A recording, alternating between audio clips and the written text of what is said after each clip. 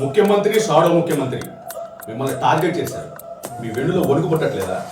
జగన్మోహన్ రెడ్డి గారి యొక్క అండ ఆదరణ ఎప్పటికీ మాకుంటాయి. ఎప్పుడైతే రోడ్డు మీద తీసుకొని వెళ్ళి నడిపించారో వెంటనే జగన్మోహన్ రెడ్డి గారు నన్ను పిలిపించారు, ఫ్యామిలీతో పిలిపించారు. వెళ్ళాము, చక్కగా జగన్మోహన్ రెడ్డి గారు ధైర్యం చెప్పారు, మన ప్రభుత్వం వస్తుందని చెప్పారు. నీకు జరిగిన అన్యాయాన్ని ప్రతిదీ డిజిటల్ బుక్లో మొత్తం కూడా అప్లోడ్ చేయమన్నారు, ధైర్యం ఉండమన్నారు. జగన్మోహన్ రెడ్డి గారు ఇచ్చినటువంటి ధైర్యంతో నిజం చెప్పాలంటే మా కుటుంబం కూడా చాలా హ్యాపీగా ఫీల్ అయింది.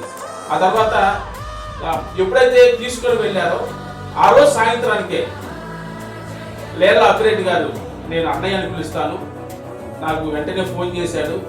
అదే ఏంట్రా అని అడిగాడు. అనేక జరిగిందన్న అన్నాను. నువ్వు ఎక్కడున్నారంటే నేను ఇంటి దగ్గర ఉన్నానన్న అన్నాను. నువ్వు ఇమ్మీడియట్గా ఆఫీస్కి రమ్మన్నాడు. ఆఫీస్కి వెళ్ళాను, మాట్లాడాను, ధైర్యం చెప్పాడు. నీకే ఇబ్బంది లేదు, మేము చూసుకుంటామన్నాడు. ధైర్యం ఉండమన్నాడు. మన ప్రభుత్వం వస్తుంది, ఆ రోజు చూసుకుందాం, ఒకటి ధైర్యం ఉండమన్నాడు. చాలా హెల్ప్ చేశాడు అప్పిరెడ్డి అన్న. అప్పిరెడ్డి అన్నే జగన్ సార్ నోటీస్లో కూడా పెట్టి తీసుకొని వెళ్ళి మాట్లాడించి ధైర్యం చెప్పించేటువంటి ప్రయత్నం చేశారు.